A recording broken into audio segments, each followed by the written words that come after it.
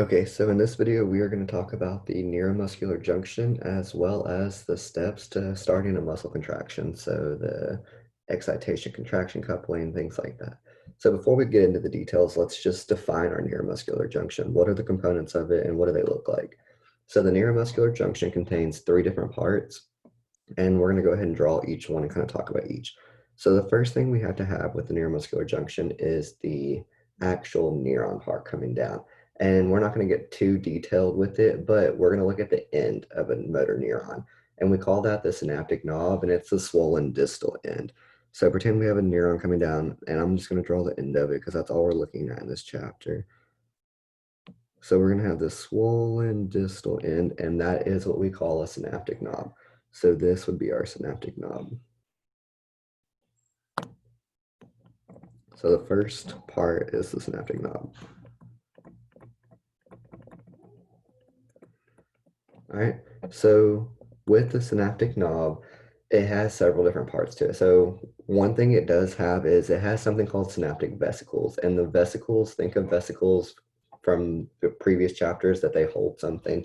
In this case, they're going to be filled with neurotransmitters. And more specifically, we're talking about muscles, it's going to have acetylcholine. So I'm going to draw some little vesicles floating around inside that synaptic knob. And within each of those synaptic vesicles, we're going to have acetylcholine, which is a neurotransmitter. So we're going to have synaptic vesicles.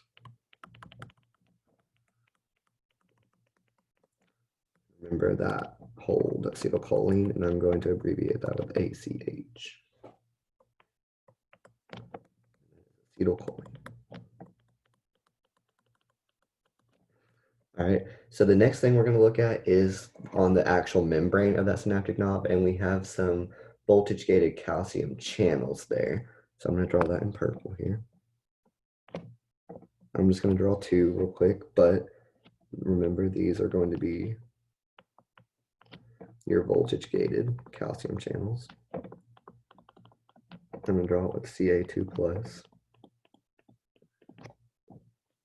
So if it's voltage gated, that means it's number one, closed. It's not always open. It is gated, but how do we open it? And that's what that voltage comes into play. So it's going to be some kind of stimulus that's voltage, like electricity. And we're going to talk about actually sending down a nerve impulse. And that's enough of the voltage needed to actually open this channel. But just know it's a voltage gated calcium channel. And when they open, it allows calcium, so Ca2+, to flow in. So it flows into the synaptic knob. Again, remember voltage, it comes from that electrical impulse. That's what opens it. Now, on this, we also have some calcium pumps, and we won't really talk about this until we talk about relaxation of muscles, but I'm going to go ahead and draw it here. I'm just going to draw one. So calcium pumps, with pumps, remember this is taking something from high to low against the concentration gradient.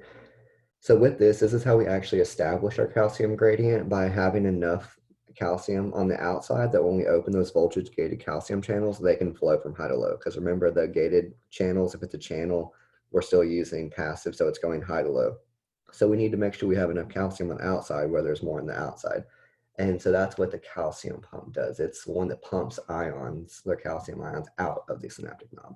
So this one allows, so it pumps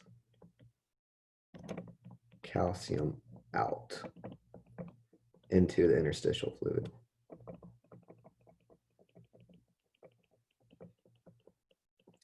Okay, and that's it for the first part, that synaptic knob. So with that, I'm going to erase some of these words, but you can always rewind the video.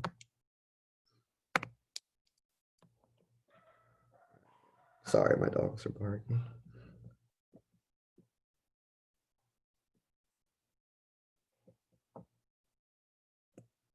Okay, so now let's draw the next component. I'm going to draw a myocyte because that's where the synaptic vesicle, or not vesicles, the synaptic knob will kind of merge with. So let's draw. All right, so this is, I'm actually looking at a myocyte here. So this is the muscle cell. That whole thing's the myocyte. Now within this, we have some certain regions here.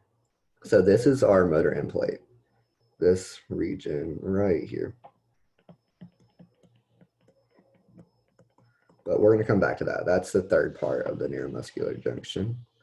The second one I want to talk about is the synaptic cleft.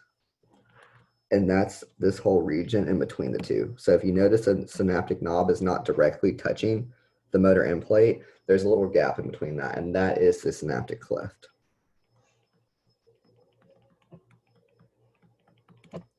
All right, so there's the synaptic cleft, and that is just the narrow fluid filled space between the synaptic knob and the motor end plate. Nothing fancy, just the space in between, and we'll talk about what happens in that space when we talk about the actual steps. So then coming back down, number 3 there, that motor end plate's the last part of the neuromuscular junction. And the motor end plate is a specialized region of sarcolemma. So sarcolemma meaning kind of the outside membrane of the myocyte. And it has numerous folds. When you have numerous folds, anytime you see that from now on, ANP1, ANP2, talking about folds always helps increase your surface area. So when we do that, increasing surface area means there's more places to receive the neurotransmitter acetylcholine. More surface area, more room to bind to things. So with that, we have some certain channels here. We have some chemically gated ion channels. So these chemically gated ion channels are actually located on the motor end plate, and they have special receptors to them. And their receptors are acetylcholine receptors. So I'm going to say that we're going to call them chemically gated ion channels. But keyword here is chemically gated. So it's not voltage gated, it requires a certain chemical, and that chemical is acetylcholine. And they bind to the acetylcholine receptors. And once these channels open, it allows sodium to come in and potassium to exit. And we'll talk more about that later. I'm just going to go ahead and draw that though, so you know what we're going to have coming in. So it allows sodium to come in, and it allows potassium to go out.